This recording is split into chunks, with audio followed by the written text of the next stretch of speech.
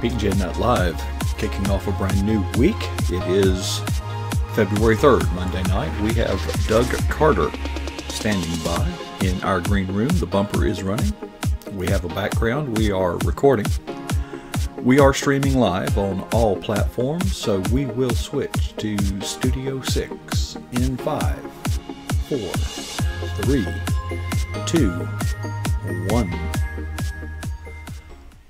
Well, good evening and welcome to PJNET Live. I am glad to be here, and I hope that you are too. If you are not, I hope that changes, and we are going to do literally everything in our power to provide you with a warm, rich experience tonight, and boy, do we have the ingredients in that recipe.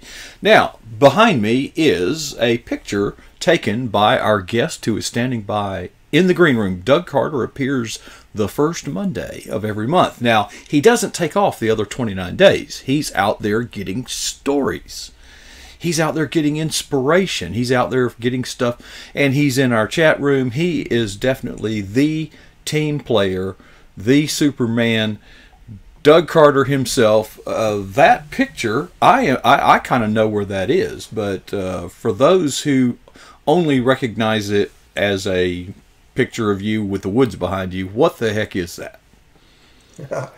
Coach, you remember the last time I was on, I talked with you about a friend that I went to visit, and he was going through some tough times, and so I just stayed the weekend with him, and he woke me up one morning and said, "Look, we got something to do." I said, he said, "I need your help." Sorry.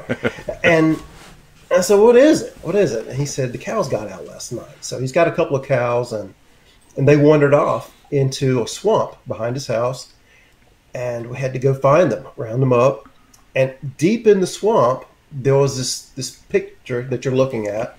It's a railroad bed straight through the swamp. I said, "What is this?" And he said, "Oh, that's an old railway where they used to carry the slaves back and forth to the fields and to the markets." And it struck me looking at this thing.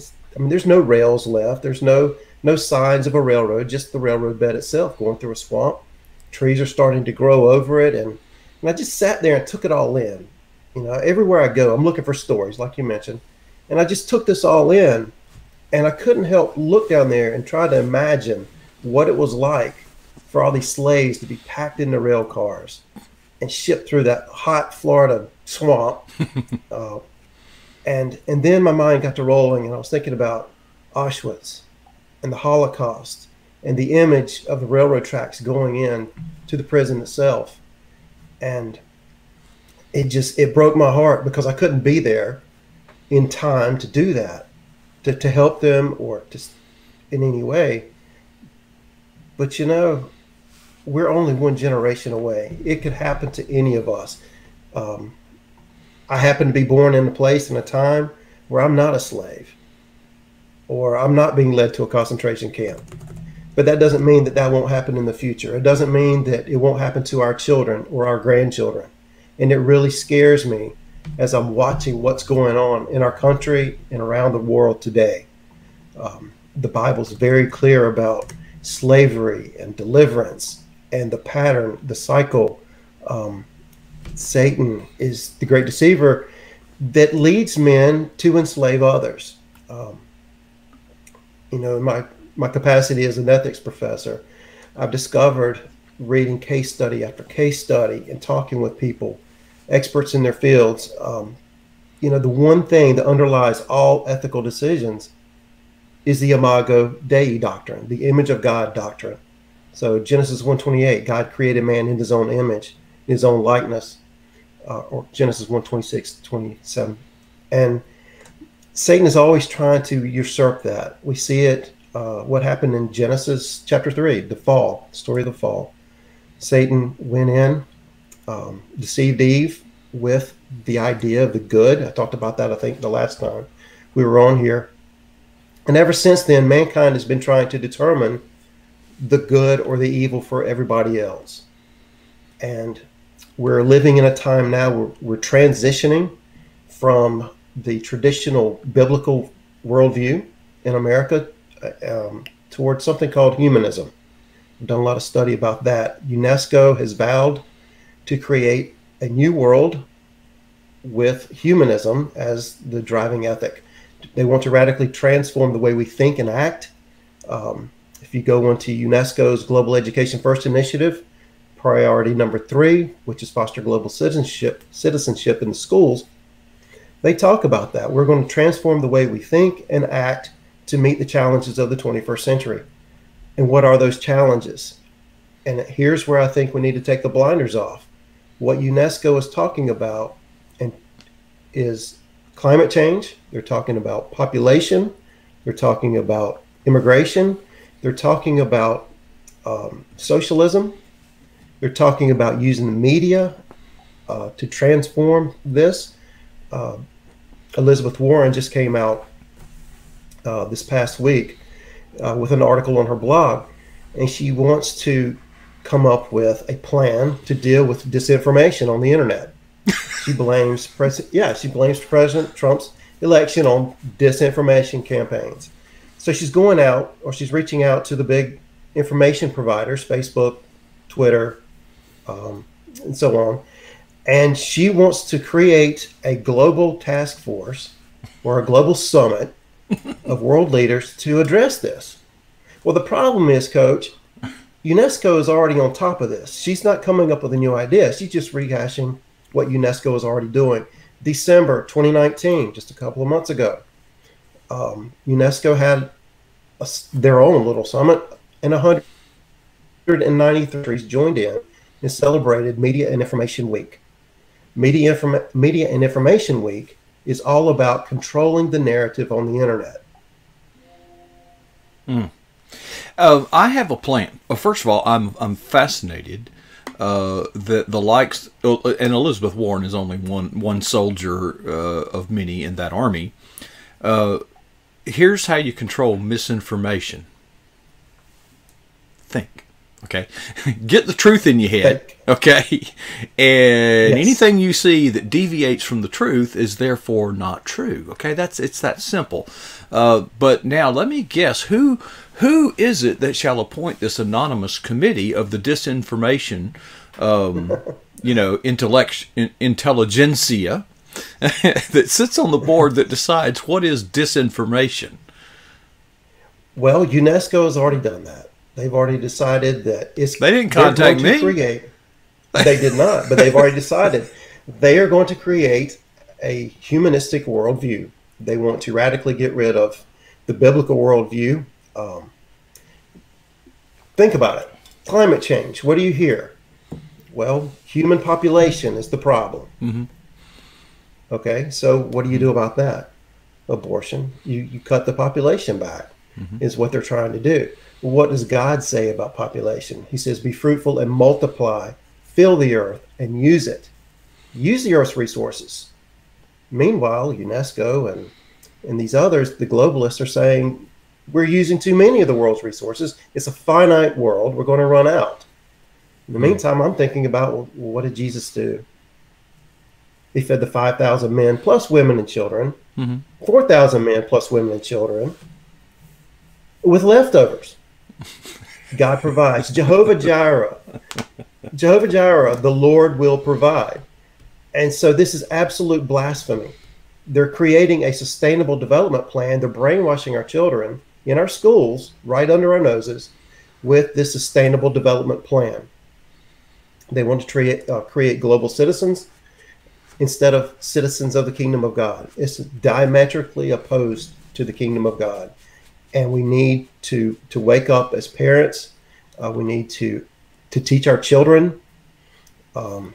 We need to be on top of this. We need to take the blinders off, because this is not an issue where we can turn a blind eye and say, well, you do what you want to do and I'll do what I want to do. God holds nations accountable for their morality. Ezekiel chapter 9, God starts his judgment at the church and says, put a mark on everyone who will weep, mourn, and wail over all the abominations that are happening among you. And those that don't get the mark, he sends the angels to go and destroy them, to utterly destroy them. Man, woman, and child. That could be my child or your child or my grandchild. And that scares me. It could be our neighbors, our friends. I don't want that to happen, Coach. I want to do something about it. I want to take the blinders off. So on the way home, I know I'm going pretty fast here, but on the way home, I stopped by another place, and I didn't expect to see it, but I just happened to run into it. It was the smallest church in America, and somewhere in Georgia, Liberty County, Georgia, actually. That I love the name of that place. But I go in and I see this really tiny church. And I walk in, and there's 3 sets of 2 chairs. It's a room for 12 people plus a pastor. And I got to thinking, I didn't want to lose whatever it was the guy wanted to tell me while I was in that place. So I got to thinking about this. And I said, we as individuals are the church. We're the ecclesia. We are the church. I am the church. God commands the church to go out. And why am I waiting back? Or why am I sitting back and waiting for other people to go do what the church is supposed to do when I am a part of that church? So my feeling is I have to go out. I have to blow the trumpet. I have to be the watchman on the wall. I see this coming. I read this stuff. It's part of my job. I encounter it. I cannot sit back and stay silent while other people are blind. It's just like my friend and I, when we went to go round up those cattle. It's just so funny how God can use some stubborn animals to teach 2 stubborn humans about other stubborn humans. And I finally got it. Coach. I forgot to download that picture you sent me of the smallest church, and near me is home, or has been home, to the smallest post office in the country, in Wassisa, Florida, about 10-15 miles to my south, and also the world's smallest police station in Carabel, Florida, about 70 miles from here, which is actually a telephone booth. Yes, it is. I've been by there many times as well, and it's funny to see the police car parked outside the police station. Yeah, waiting for a phone call. It's like, oh, and if you dial the police department, you can hear the phone ring in that phone booth. Back when there were phone booths, I think they now have I think they have subsequently outgrown that facility. But there's a lot of interesting stuff. Doug, this isn't the first trip that you have taken, just kind of in search of inspiration. I think you went on a trip through Alabama, looking at like old cemeteries or whatever. Tell us about some of your journeys. Oh wow! Well, okay. Well, we've got 3 days. Let me tell you about one I took to Falls of the Ohio State Park.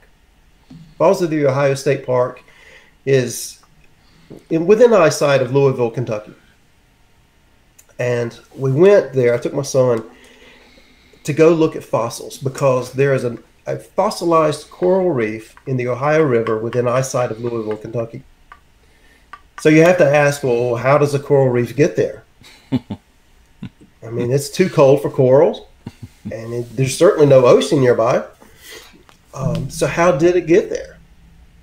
And I look back in the begats of Genesis, the part that nobody ever reads. Mm-hmm.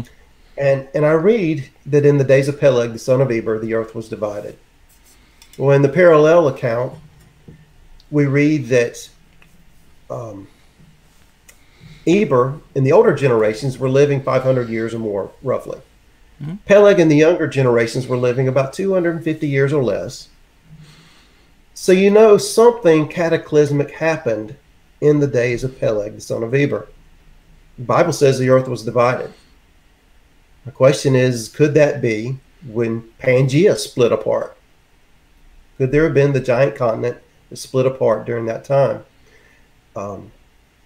Fossilized coral reefs should not appear there. There's another trip I took to Martinsville, Virginia. Virginia Museum of Natural History has a stromatolite, a giant stromatolite. Sounds like some sort of instrument. What is that? No, it's a mass of algae and that grows in shallow salt water, tidal flats, in warm seas. You're going to have to go to tropical waters to find it nowadays. But there was one they found at the edge of the Blue Ridge Mountains. So Western Virginia. How did it get there? I mean, it's certainly cold in Western Virginia in the mountains. So again, I believe that the climate has changed because the continents have shifted. But then we go a little deeper. What does the Bible say about climate change? And I think the Bible has a lot to say about it.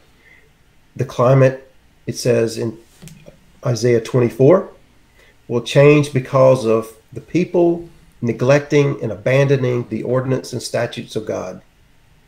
We're going to cause climate change. You know, Satan understands the Bible. He knows the Bible better than we do. Yeah. He knows what's coming. But he's put it in people's minds that there is no God, and we are going to run out of these resources. And the only salvation we have for mankind is ourselves. It's a humanist philosophy that Satan has put in. No wonder the mark of the beast is 666, the number of man. No wonder Daniel's vision of the kingdoms of earth was the vision of a man. I'm very concerned about that last portion of Daniel's vision, the feet of iron and clay. And I look at this sustainable development covenant created among all these nations. And I have to ask, is this humanist worldview that's being created, is that the feat of Daniel's dream? I don't know. But I have to ask that. Food for thought. Doug, we got a couple minutes left. Did you want to touch? I'm trying to remember from your notes. We want to talk about the church. We want to talk about. Your travels are interesting, not only to me, but if you get off the air here and go look at the chat room, you're being fascinating to some people, folks. What Doug just found out that he's going to receive some tools this week. So that when he goes on his travels, he'll be better able to document and report to us the deep theological significance of your travels. When you were talking, you reminded me of the petrified forest. What are these petrified trees doing out in the middle of the desert? Because to petrify, salt would have to get involved, and water would have to get involved. Where did the ocean go? Petrified natural forest in the painted desert. Yeah. Where's the water? Yeah. And so I really want to go to Utah and see that. I want to see the Grand Canyon. I'm fascinated by what geology can tell us. I'm not convinced that the scientists are telling us the whole story because they're leaving the Bible out. Yeah, don't get me started. We'll do a whole program on that. The age of the Earth. Okay, You're the scientist. I've done quite a bit of research on radioisotope dating techniques and how absolutely inaccurate they are. If any other instrument was that inaccurate, you would not use it. You would not trust it. And some ordinary common sense things. It tells you the Earth cannot be millions of years old, as science purports to be the truth. Oh, Doug, gosh, we're out of time. Thank you for sharing. Where is that railroad that's depicted? That's near Lloyd, Lloyd, Florida. I think I know where it continues. I think it actually once crossed Highway 90 as what is known as New Monticello. Okay. And that railway was actually functioning until about 15 years ago, I believe. Okay, we're talking about a different one. Okay. Yeah, the one I'm talking about, it's way overgrown with trees much older than 15 years old. Okay. All right. Well, it's that close to me, and I did not even know. That would be about 7 miles from where I'm at right now. Yeah, it's close to you. I live in just the birthplace of the world here. You know, the whole world revolves around this little hick town that I live in. But anyway, Doug, thanks for sharing. Listen, I hope that hopefully we can get you back in here, before the first Monday of next month. But for now, we got to make room. And appreciate you sharing, Doug. And it's been a blessing. Appreciate your biblical perspective on some things. And thank you so much, Coach. We'll share again, folks. There he is in front of that railroad bed that has been abandoned for ages and ages, that once transported slaves to the markets and between this, that, and the other. Okay, we got to wrap it up. Hey, thanks to everybody in the chat room. Ben is here, Gina's here, Diana's here, Steve's here, Lori's here, Rachel's here, Renee's here, Sunbelt Girl's here, Tammy's here. Gosh, I'm having to scroll down. This is great. It's going to be a great week here at PJNet Live. We are just getting started, but we're going to have to wrap it up now because Casper will be here just in a few moments. And he will have plenty to say that you will want to hear. But before I leave you, I ask you two questions that you should ask yourself, perhaps. What is the boldest thing you've ever done for Christ? And when was that? And my challenge to myself, and therefore to you also, would be never be satisfied with either answer.